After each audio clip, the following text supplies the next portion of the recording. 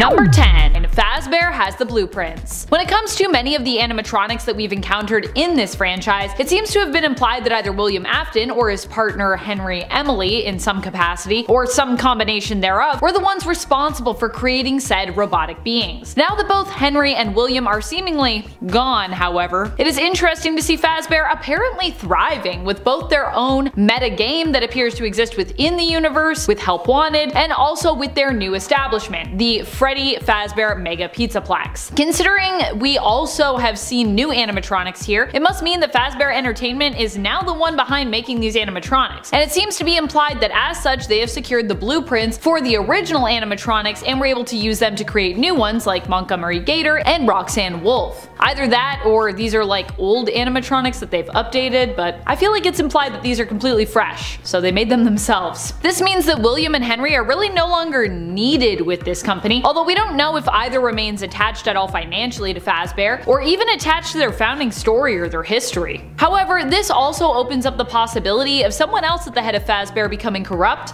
and turning evil. Maybe there'll be a new William Afton one day. And friends, before we move on to this next spot, if you are loving this list and you want more lists like it, I don't know what else we could pull from this game about William Afton, but I'm sure there's lots of things we still haven't even found yet. Be sure to let us know you want more lists on William Afton by giving this video a thumbs up. Number 9. I Always Come Back. While it seems like William Afton as Burntrap may finally be gone for good, he also might not be. After all, this is William freaking Afton we're talking about here, and the guy has pretty much become immortal, in my eyes at least. He has survived being spring-locked in a spring Bonnie suit, being locked up for years, burned to a crisp, possibly being possessed or haunted by one of his victims, perhaps having his consciousness uploaded into a game, and beyond. But just because it seems like the amalgamated Freddy blob finally took him out doesn't mean that is what happened. Burntrap could have somehow escaped his seemingly deadly fate and managed to get out of the Pizzaplex. Just where he would go next and what he would get up to,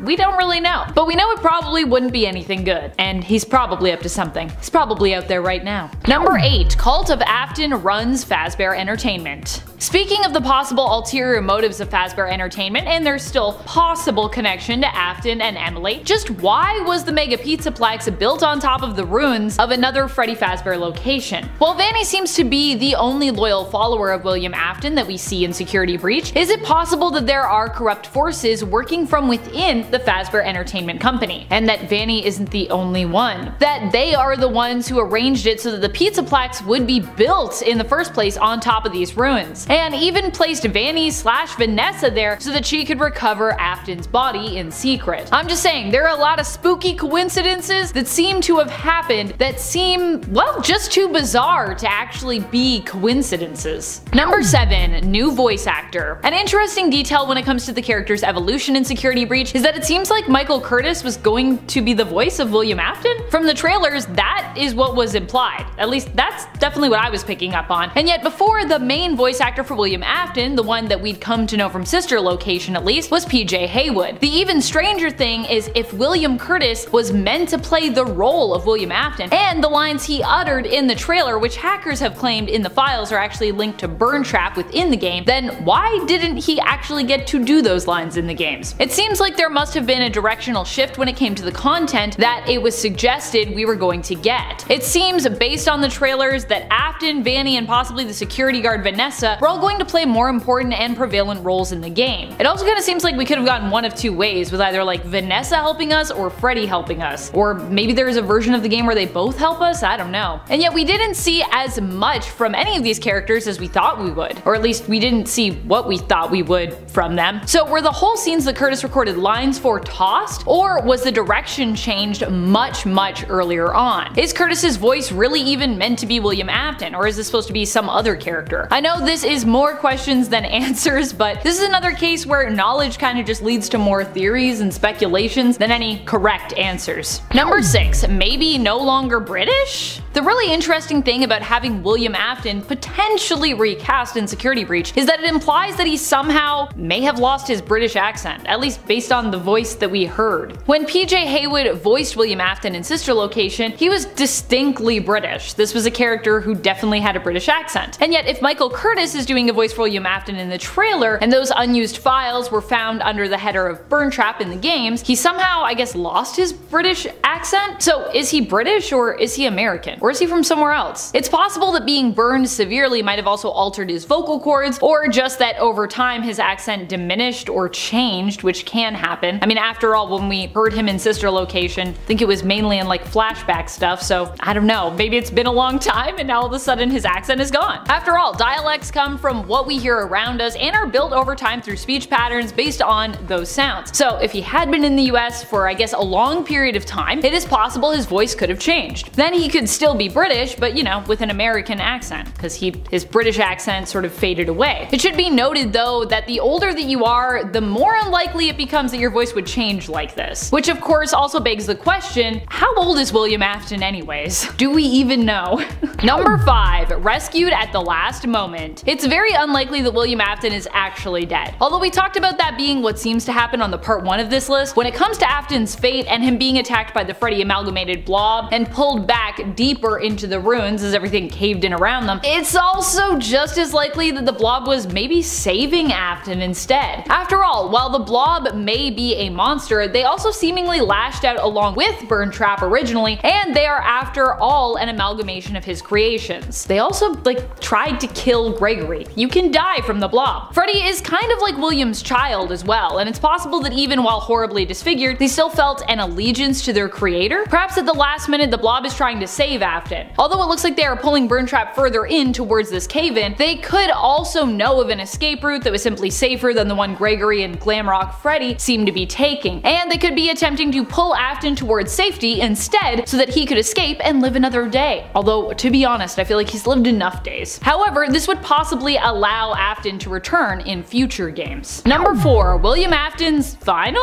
creation? Where did the blob come from? Well, we don't have a concrete answer at this point, as with so many things in the FNAF lore. Some fans have been pointing to the books for answers. On Reddit, one user known as Pickletrip Jr. in the Five Nights at Freddy's subreddit responded to a post centered on the blob that was started up by user Spiritual Distance 168, where they brought up the fact that in Fourth Closet, the version that we see of William Afton there is actually experimenting with melting down the remaining animatronics and bonding them and the souls trapped within them together. He's doing this somewhere underground as well, which sounds, I don't know, pretty familiar to me based on Security Breach. If Fourth Closet is connected to this narrative, then it seems like it might be hinting that William may have actually had a hand in the creation of the blob. Either that or it's Pizzeria Simulator. I don't know. Number 3. Elizabeth Afton and William Afton team up. It's also very possible that Elizabeth Afton and William Afton have both managed to somehow live on and continue to survive. Heck, even Michael Afton could be, I don't know, mixed in there somewhere for all we know. While Elizabeth Afton was supposed to have been freed in spirit at the end of Pizzeria Simulator, the blob seems to be an amalgamation of many Freddys and all the other animatronics that were burned at the ending of that game. That would include Circus Baby as well. What if the blob struggled with whether or not to fight William, as within the tangled mess there were various consciousnesses with various allegiances, but in the end Circus Baby won out and decided to save him because she's still maybe part Elizabeth? The fact that the blob even seems to have some kind of will of its own seems to imply that the spirits within those animatronics somehow lingered and were not fully, at least, freed, which could mean we could see the return of Circus Baby teaming up with her dad in the future. Sounds terrifying. Or we could simply see a return of the blob fully amalgamated with Springtrap as well. A very permanent, kind of terrifying team up. Number 2. 99.9% immortal. At this point, I think we can say that William Afton has achieved immortal status. I'm saying it. Let's get a stamp or something for this guy. Immortal. 99.9% immortal at least. The guy has come back from everything, and even when we thought he was finally gone, he still survived via some kind of, I don't know, ID chip in a suit? Afton ends up having his soul uploaded into the game Help Wanted and is somehow able to reunite said soul with his very dead at this point, crispy and falling apart body. How do you even use that body? At this point, I'm convinced that Afton has become a supernatural being, because as long as his soul or a remnant of it is still around, he just can't be destroyed. Also, how do you kill someone's soul? I don't know how to do that. That is probably the key to defeating him at this point, to be honest. But I don't know how you kill someone's soul. I don't think we've got to that point yet in these games. Number 1, more powerful than ever. The crazy thing when it comes to William Afton's appearance in Security Breach, the real crazy thing, another crazy thing I guess I should say at this point, and his move from Glitch Trap to Burn Trap is that even while in his Burn Trap form, he still seems to possess digital powers. What does this mean? Possibly that we have an even more powerful version of William Afton on our hands moving forward. Not only is he pretty much immortal and has proven to be virtually unkillable, but now he has both digital corruption powers and also possesses a physical form. I mean, it's a rough physical form, but it's still there. We also know that William Afton is likely some kind of charming figure who can easily influence others, as this has been implied in earlier canon within the games, and in the books. I mean, he must be charming in some capacity. He ended up with kids somehow, and he also ended up as one of the heads of a successful franchise, semi-successful franchise I guess, despite being a murderer, right? How did he do that? Also, a lot of people that are serial killers tend to be like weirdly charming, so if you ever meet someone that's a little too charming, I'm just saying, watch out. In a 10, missing children's incident. I mean, this is a fairly low-hanging fruit since it's like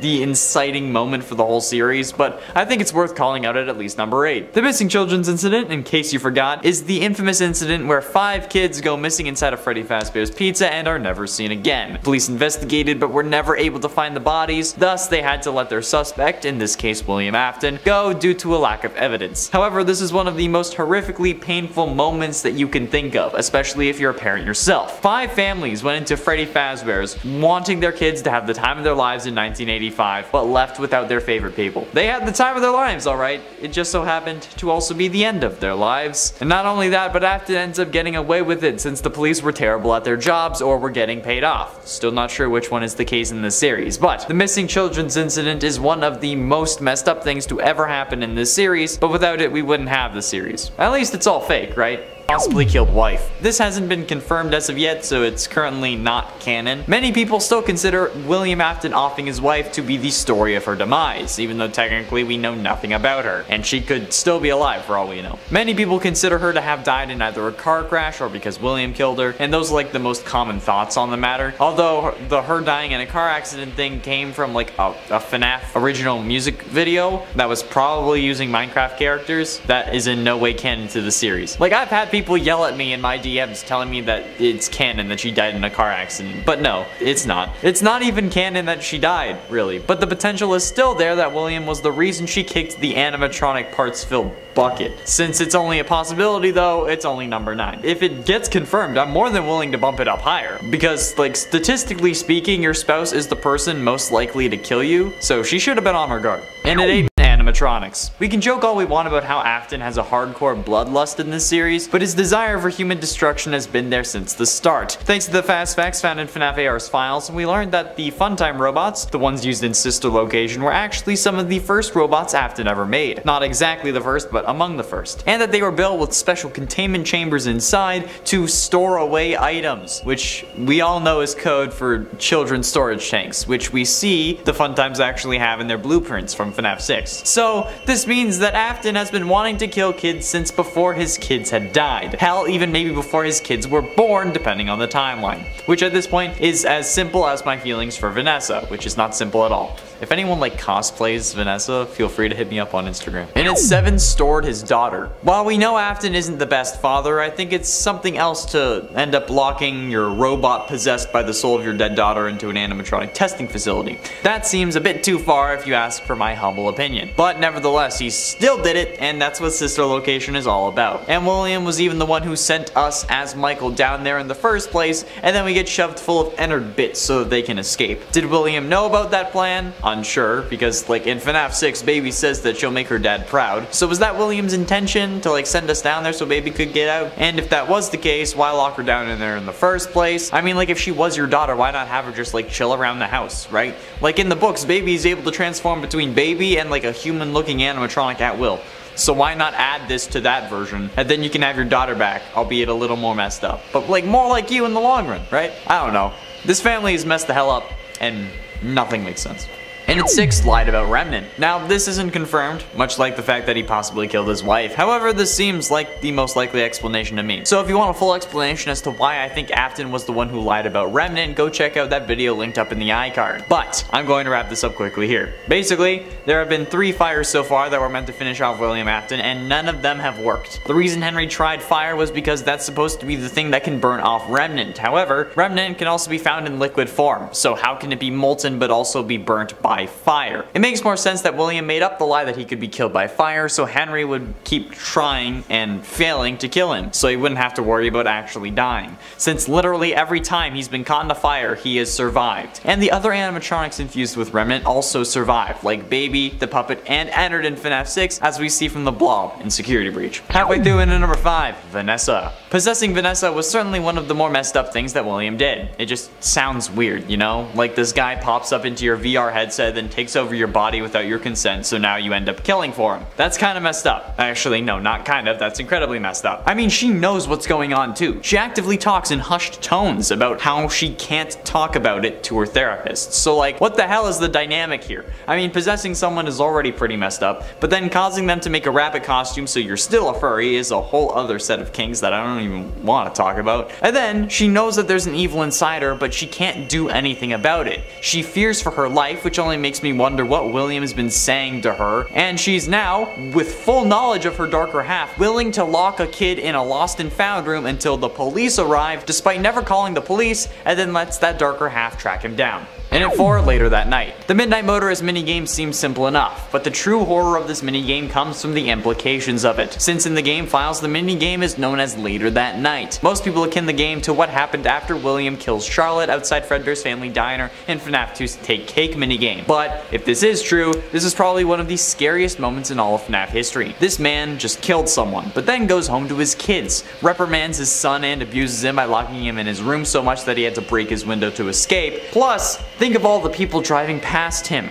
unaware of the violent crime that he had just committed. It's scary because this is the case in the real world too. Technically speaking, anyone we encounter can be a serial killer. And that is a horrific thought, since also you're only alive because everyone you've ever encountered has chosen not to kill you, which only makes the whole anyone could be a serial killer thing even worse. And in this case, this man literally just killed someone and then comes home and is going to yell at his son who's been in his room all day. Like, god damn bro, how much residual anger do you have suppressed inside your body? Getting close to the end, in at number 3, Stuffed. One of the most deranged things that William Afton did was stuff the bodies of the original 5 missing children into the original 5 animatronics: Bonnie, Foxy, Freddy, Chica, and Golden Freddy. And the craziest part is that he didn't get caught for it. Yeah, he didn't. The animatronics smelt like death, started leaking blood and other fluids, and the police didn't bat an eye. He put these bodies in animatronics that perform for other kids and their parents every single day. How does anyone think that that's a good idea? Unless it was his way of displaying his kills or something, like some of the crime shows like to mention. How some killers enjoy the world knowing what they did, since it helps them feel more powerful or something. Fuels their ego. Like maybe even if they didn't know that the bodies were there, William could be using that as an ego boost, which is messed up. And also ruins the whole he did it because his kids were dying theory, aside from the whole him killing before his kids died thing. Also, how did the police not confiscate the animatronics for evidence? Penultimately, in at number 2, First Victim. They say a killer's first victim is the most important, since it usually indicates what got them to start killing or other psychological clues that they could use to predict his next moves. But in the case of William Afton, his first victim was the daughter of his longtime business partner Henry, which is hella messed up because she was 3 at the time, that time being 1983.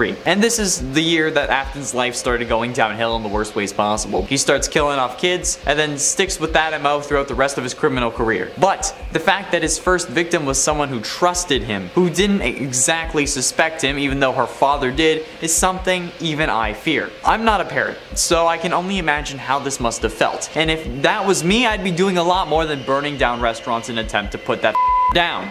I'd be doing it myself, especially if he had killed my daughter when she was only 3 years old. Like, I can feel the rage brewing, and I don't even have someone that I could, in theory, make a daughter with. And finally, in at number 1, killed his kids. The worst thing that Afton has done by far is gotten his own kids killed. Sure, he may not have done it directly, but his actions ended up resulting in all 3 of his kids' demises. Him killing Charlotte got Fredbear's closed. which resulted in him having to open up circus babies, which made him have to dust off Baby and the other fun times, which were designed to kill in the first place. Baby ends up grabbing and crushing Elizabeth, resulting in her possessing the animatronic. He superpowered the jaw of the Fredbear animatronic used in the new Freddy Fazbear's, which ends up crushing his youngest son's skull, since that was not a springlock failure due to all the springlocks being active, since it was in animatronic mode, not suit mode, so there was nothing to fail, meaning that he had to have been crushed by the power of his jaw. And while you could argue that it was Michael's fault, why would he think that Fredbear's mouth was overpowered? As the suit technician, William knew what was going on and intentionally souped up the jaw power. And then he gets Michael killed when he sends him down to find his sister in sister location, which ends up getting him stuffed with innards and then letting himself burn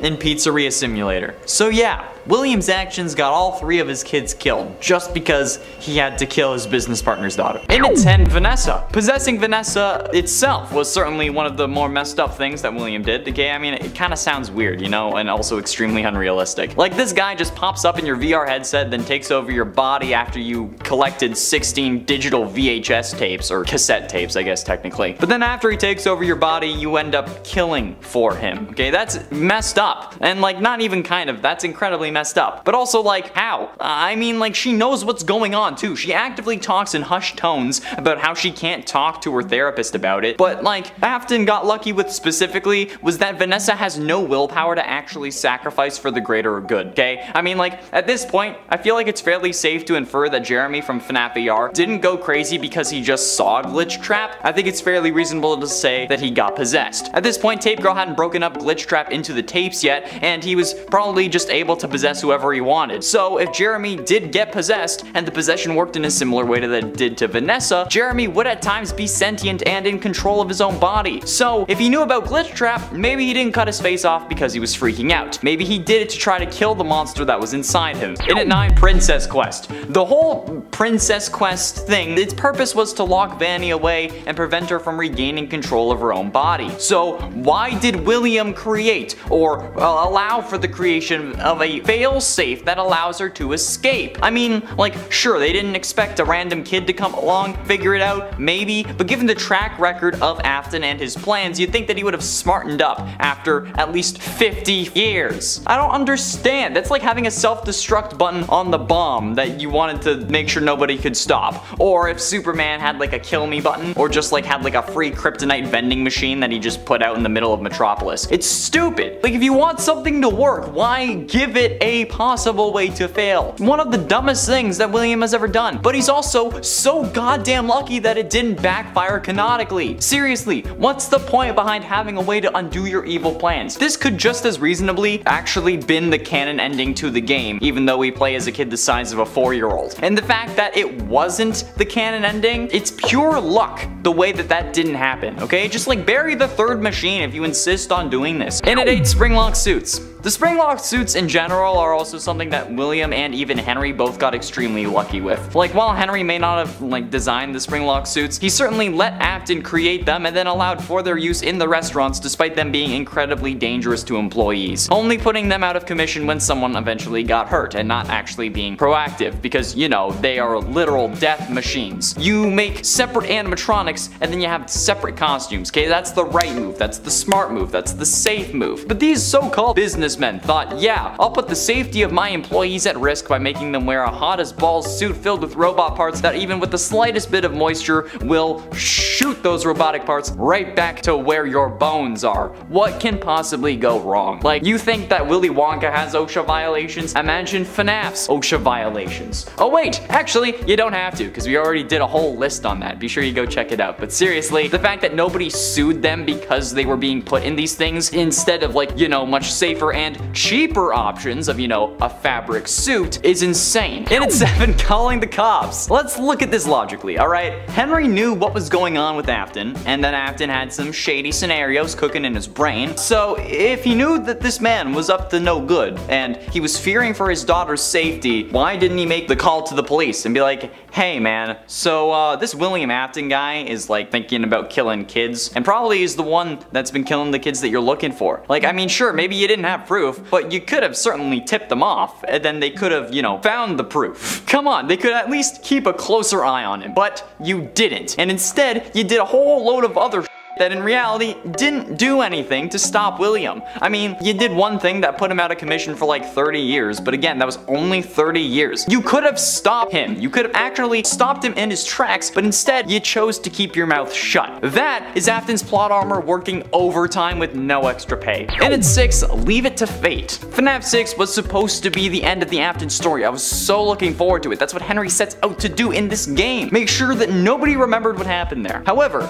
this also figured that the first fire didn't work, so a second one surely will. And in fact, he was so confident in this plan for whatever goddamn reason that he actually let himself die in the process to leave nobody remembering what happened. But he didn't think that even if himself, William, and all their kids are dead, the parents of the victims still know. And as we learned from Security Breach in the duffel bags, there are other parents who remember it too. Like, it's a whole thing in the FNAF universe. They cite the missing children from the Pizzaplexes happening again. If Henry had stuck around to see if the job was really done, maybe William wouldn't have been able to possess Vanny and come back yet again and just kill more people. Henry should have lit the place up, smashed everything that survived, and then maybe you could have offed yourself. But at least make sure the job is done first. Halfway through into number 5, worst Easter ever.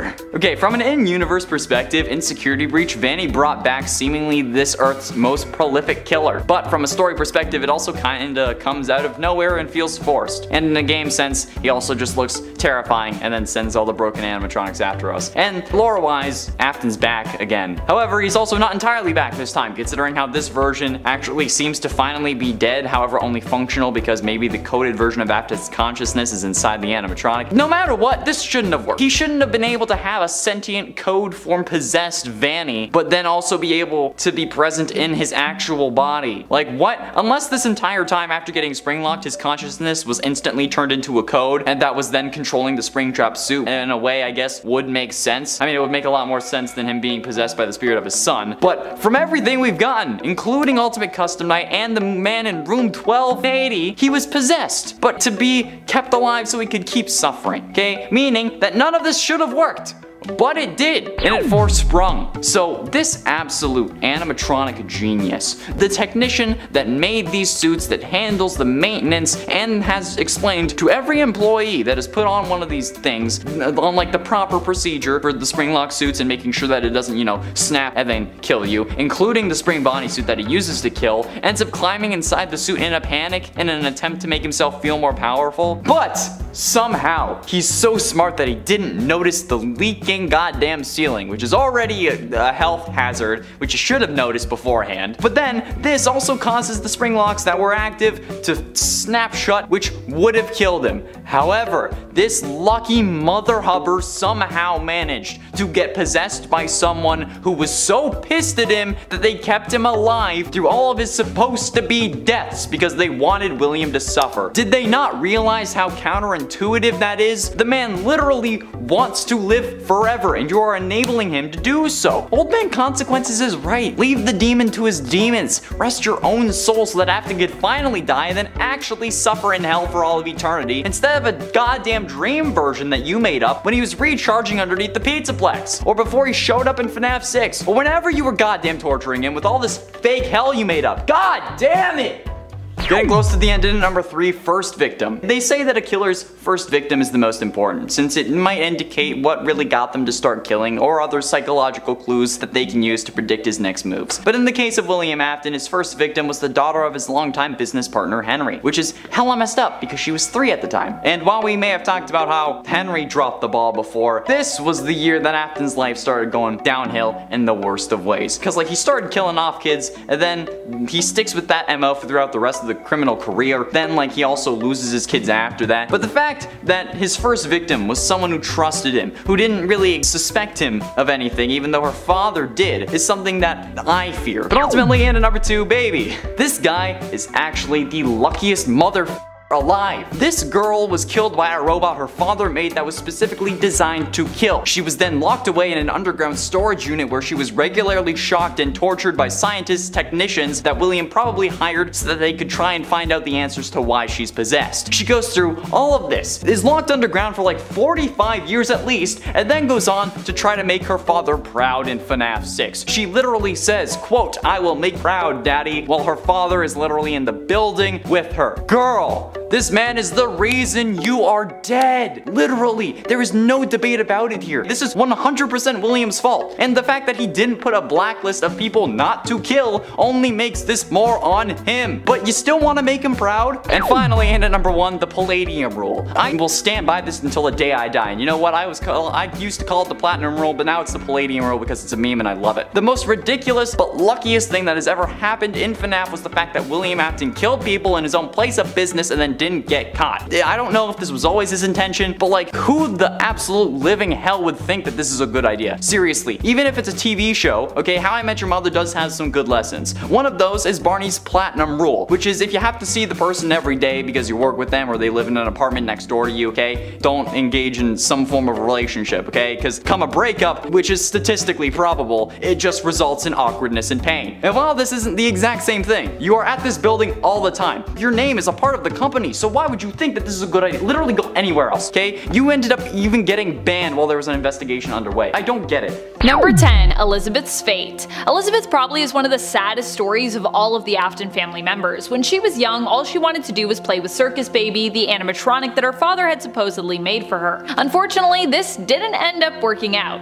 Well, it kind of did work out, but not in a good way. William told her both that he'd made the animatronic for her, but also that she should be cautious around it and that she would need to keep her distance. Kind of some contradicting stuff there, Mr. Afton. In the end, Elizabeth snuck off to play with Circus Baby, being lured away from the group by ice cream. She then ended up being devoured by the animatronic. And friends, before we move on to this next spot, if you are loving this list and you want more lists on the Afton family and all of the mysteries within the Afton family, because there are many, please be sure to let us know by giving this video a thumbs up. I love diving into all the mysteries and all the horrors. Number 9, Crying Child's fate. Possibly Evan's fate would be an appropriate title of this as well, assuming that Evan is actually the true name for CC. Crying Child meets a terrifying end. This poor victim, and likely also offspring of William Afton's, ends up having his birthday at Fredbear's and is seemingly tormented by his older brother during it. Though really, why Crying Child is such a fan of Fredbear's when the animatronics terrify him, I don't really get that. But I guess that's also a lot of the FNAF fanbase, who like to be scared, so maybe CC is scared too but is also a fan?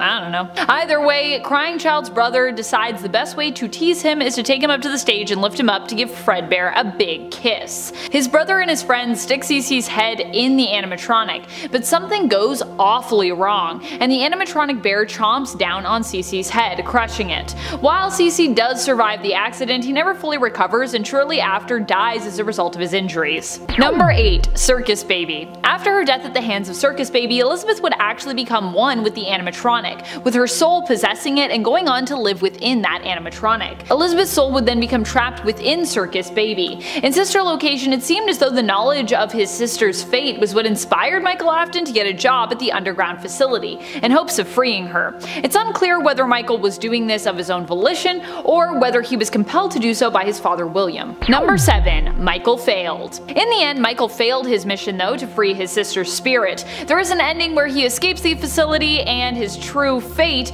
but we'd also learn that the real ending involved him being harmed simply because he came to try and free his sister. Oh no, just I guess kind of like a wrong place, wrong time scenario. In the ending where you as Michael do survive and get away, it's implied that Circus Baby knows the reason why Michael has come, and actually attempts to bait him from leaving his safe room in order to confront her and attempt to fulfill his mission to save his sister. Either way that you finish the game though, the fact remains that Michael failed to save Elizabeth, who still is trapped within Baby, or I guess what's left of her, by the end of the game. Number 6, Michael's fate. Michael doesn't just fail at being unable to save his sister, but he also potentially loses his own life in the process.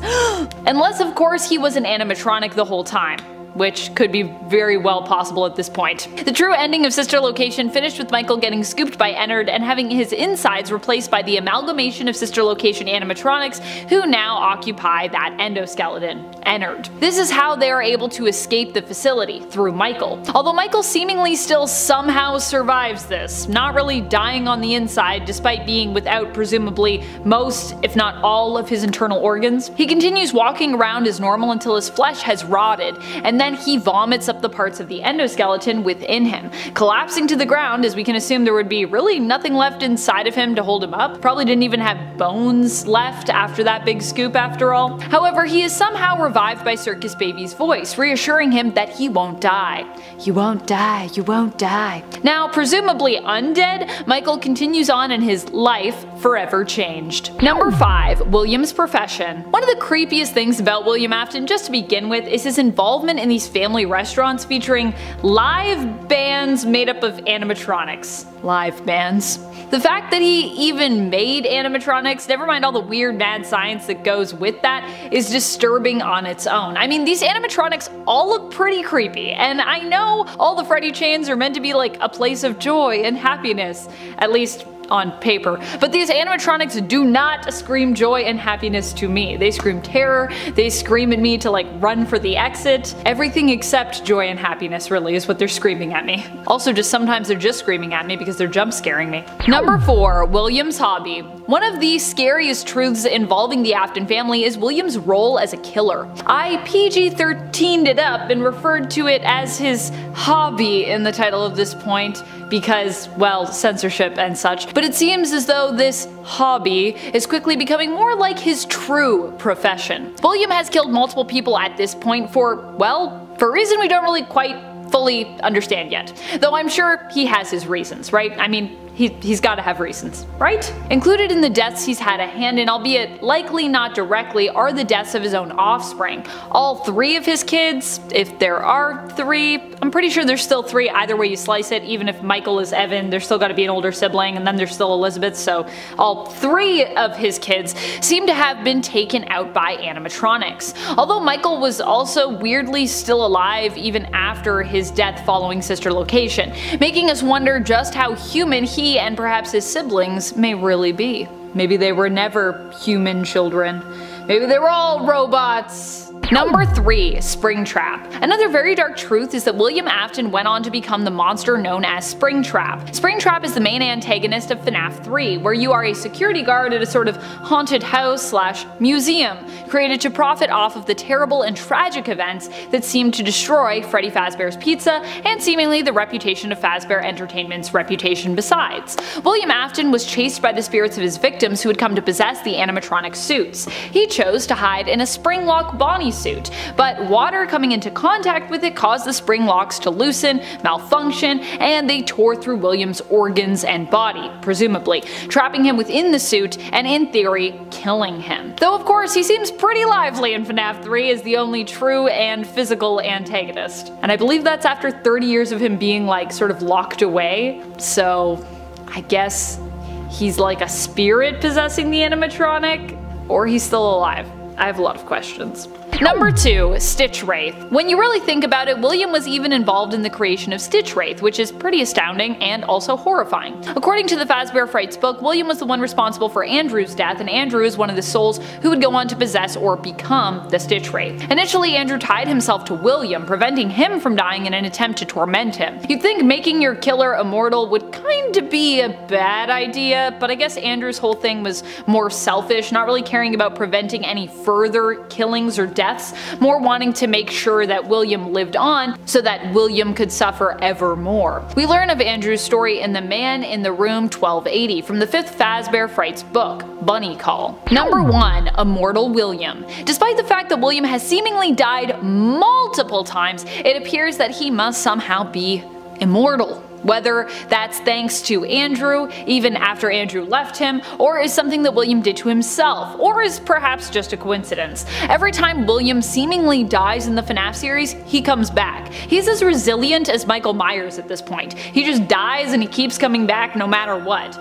He's been spring-locked, burned alive in a building twice, the second time around seemingly locked up and unable to escape, and yet now he is back as Glitchtrap. This time he has returned through someone scanning a barcode from a Spring Bonnie suit that I suppose he still somehow possessed in some capacity, as it downloaded his spirit, his soul, or his essence into the game, allowing William to live once more. I'm telling you, if you ever think William has finally died, do not believe it, because he hasn't. William Afton, or as he was then known, the Purple Guy's first appearance was in Five Nights at Freddy's 2, which takes place in 1987. However, he only appeared in the minigames, which dated back all the way to 1983, the start of his killing spree. However, his story goes further back than that, to when he lost his wife under mysterious and unknown circumstances. William Afton is a father as well, to 3 children. Elizabeth, Michael, and another, however we haven't been able to definitively identify his name. Working theories involve Evan, Chris, and Michael, although currently we refer to him as CC or Crying Child due to his appearance in FNAF 4 being constantly crying. But this is where our story truly begins, Five Nights at Freddy's 4, which takes place in 1983, the same year William starts his killing spree. At the time, we still knew him as the Purple Guy, and before this game, at some point either earlier or in a year prior to 83, William loses his daughter Elizabeth to the Circus Baby animatronic, which he had designed in order to capture kids. We interrogated him, however, he avoided all questions, and without a body, we had no reason to hold him. A quick transcript from that interrogation, quote, "Officer, there's no doubting what you've achieved on a technical level. These are clearly state of the art. There are just certain design choices that were made for these robots that we don't fully understand. We were hoping that you could shed some light on those. She can dance. She can sing. She's equipped with a built-in helium tank for inflating balloons right at her fingertips. She can take song requests. She can even dispense ice cream.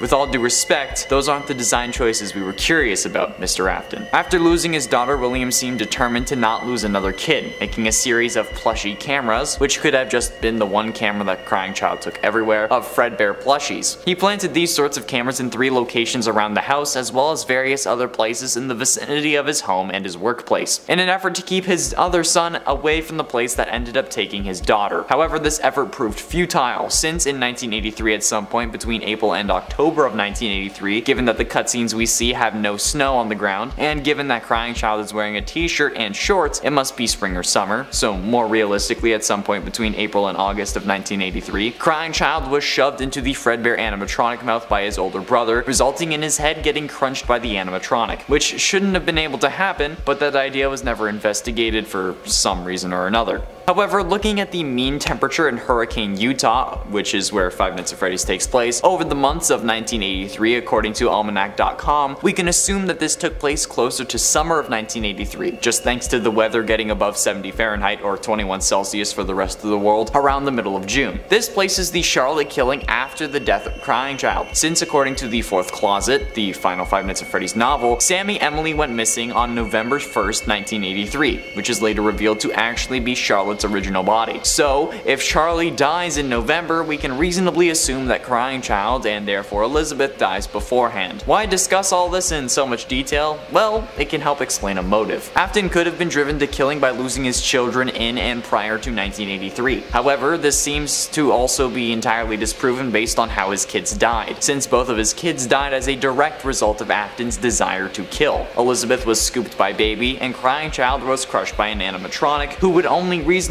have the power to crush a skull because they were intentionally given said power. Another theory is that while he had the desire to kill, he only succumbed to his demons when his children died. However, Elizabeth's death directly disproves that theory as well, since she was particularly told not to go near the baby animatronic, and Afton had created a whole business around the Funtime robots, all of which have secret containment chambers to store away items, as he puts it. And I think that was his intention when opening Circus Baby's Pizzeria, only closing after the first day because his daughter was the one caught, rather than someone else's. To find other potential motivation, we need to look at his first kill. That's typically the most significant one and provides us with the most information. Afton's first kill was Charlotte, as we've mentioned before. This could mean plenty of things, especially considering how it's his business partner's daughter, who he kills outside Fredbear's family diner, not wearing his signature Spring Bonnie suit. But while his motivation is still unknown, his crimes are known, at least during his spree from 1983 to his eventual true death in 2027. In 1983 he killed Charlotte, and then in 1985 he killed 5 more. This incident we came to know as the Missing Children's Incident, and victims we now know as Jeremy,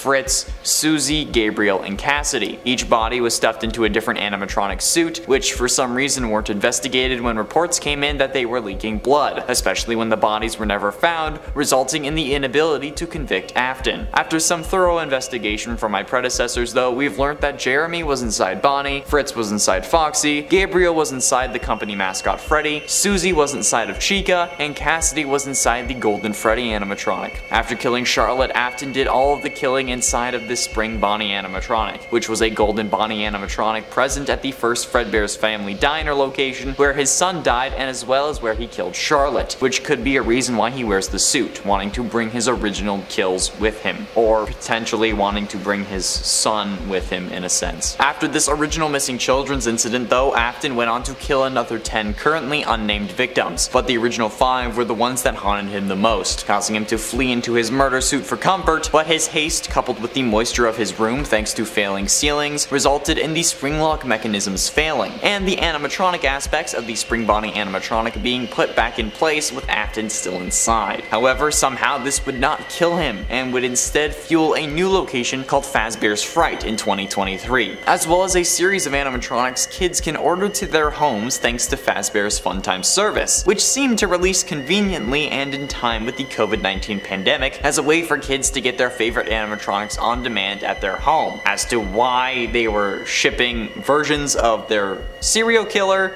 we still don't know. This Afton animatronic hybrid, aptly named Springtrap, was the focus of Fazbear's Fright until it burnt down after only being open for a week. And after this, fires became a seemingly regular occurrence at Fazbear locations, since only a short time later another pizzeria featuring Fazbear characters burnt down after being open for a week as well. However, this time Springtrap was seemingly taken with it, and the still breathing yet unconscious Afton was taken to Heracles Hospital and was admitted to room 1280. Where after being unresponsive in his coma was taken off of life support. However, Afton somehow was still alive, and then went missing. Hospital staff assumed that Father Arthur Blythe was the one who took him, and DNA found at a nearby Fazbear Entertainment warehouse matched DNA on file for William Afton. However, this was a mass of blood, very dark blood, in fact almost black, and a series of footsteps presumably belonging to Father Blythe were found nearby. However, we were unable to locate him and are still searching. We believe that Father Blythe killed Afton, but we are unsure what he could have done to leave the body in such a state. There were also reports of a small shadow boy running around Heracles Hospital around Afton once he began responding. However, the nurse Mia is the only one to report it. Mia described the boy as, quote, a little boy with curly black hair and rosy cheeks. He had an alligator mask on and a devilish grin. When he didn't look like a shadow, that is. However, security cameras showed nothing, and nobody else was able to substantiate these claims.